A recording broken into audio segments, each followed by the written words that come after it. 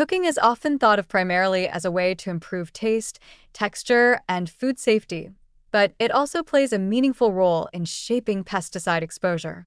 The effect of cooking on pesticide residues is neither uniformly positive nor uniformly negative. It depends on the type of pesticide, how it behaves chemically, where it is located in the food, and the cooking method used. Understanding these nuances helps people make informed choices without assuming that cooking automatically solves the pesticide problem or, conversely, that it makes no difference at all. Boiling is one of the most effective cooking methods for reducing certain pesticide residues, particularly those that are water-soluble and remain on or near the surface of vegetables. When produce such as potatoes, spinach, green beans, or broccoli is boiled in water and the cooking water is discarded, measurable reductions in some pesticide residues are often observed. The reduction occurs through a combination of leaching into the water and thermal degradation. However, boiling is not universally effective. Fat-soluble or systemic pesticides that have penetrated deep into plant tissues are less likely to be removed. In some cases, boiling may reduce residue levels modestly rather than dramatically, which means it should be viewed as a partial risk reduction step rather than a guarantee. Steaming occupies an interesting middle ground. Because food does not sit directly in water, there is less opportunity for pesticides to leach out. As a result, steaming may remove fewer surface residues than boiling.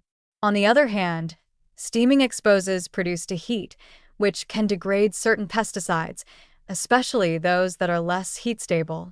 From a health perspective, steaming is often praised for preserving nutrients, and this is largely accurate.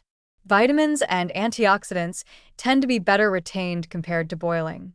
This creates a trade-off. Steaming may preserve more nutrients, but reduce pesticide residues slightly less than boiling. For many people, this balance still favors steaming, especially when combined with proper washing beforehand. Frying and sautéing can reduce some pesticide residues through high heat and chemical breakdown, but the results are inconsistent and depend heavily on the pesticide involved. High temperatures can degrade certain compounds, yet fat-soluble pesticides may persist or even become more concentrated if water content is reduced during cooking. Additionally, frying introduces its own health considerations, such as increased calorie density and potential formation of harmful compounds when oils are overheated. From a pesticide standpoint alone, frying should not be relied upon as a protective strategy, especially for foods consumed frequently. Baking and roasting fall somewhere between steaming and frying. Extended exposure to moderate to high heat can degrade some pesticides, but again, systemic and heat-stable compounds may remain. Dry heat methods also do little to remove residues that could otherwise leach into water. While baking may lower certain residues, its impact is variable and less predictable than boiling. An important but often overlooked factor is preparation before cooking. Washing, peeling, and trimming can significantly influence how effective cooking will be at reducing residues. Cooking unwashed produce limits the potential benefits, as residues remain on the surface and may migrate into edible portions during heating. Washing and peeling before cooking, especially for root vegetables or thick-skinned fruits, consistently leads to lower final residue levels regardless of cooking method. Nutrient retention must be considered alongside pesticide reduction. Boiling, while effective for some residues, can lead to losses of water-soluble vitamins such as vitamin C and certain B vitamins. Minerals are generally more stable, but antioxidants can also be reduced with prolonged cooking. Steaming and quick cooking methods tend to preserve nutrients better, which matters because the protective effects of fruits and vegetables depend on these compounds.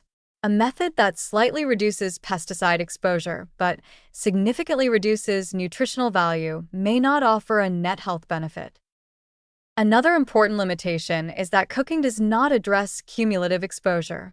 While a single meal may contain fewer residues after cooking, long-term intake still depends on the variety of foods eaten, how often high-residue produce is consumed, and whether exposure also occurs through raw foods, snacks, and processed ingredients.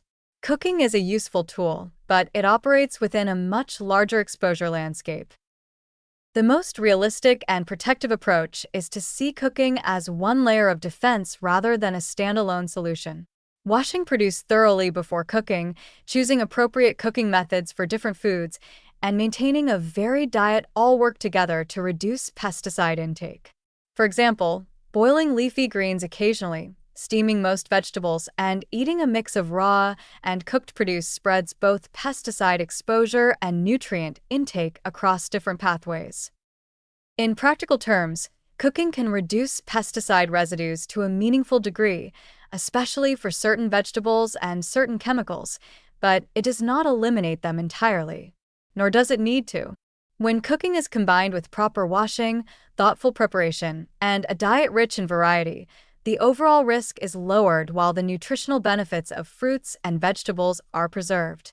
The key insight is not to chase a perfect method, but to understand that everyday cooking choices subtly shape exposure over time, often in ways that quietly support better long-term health.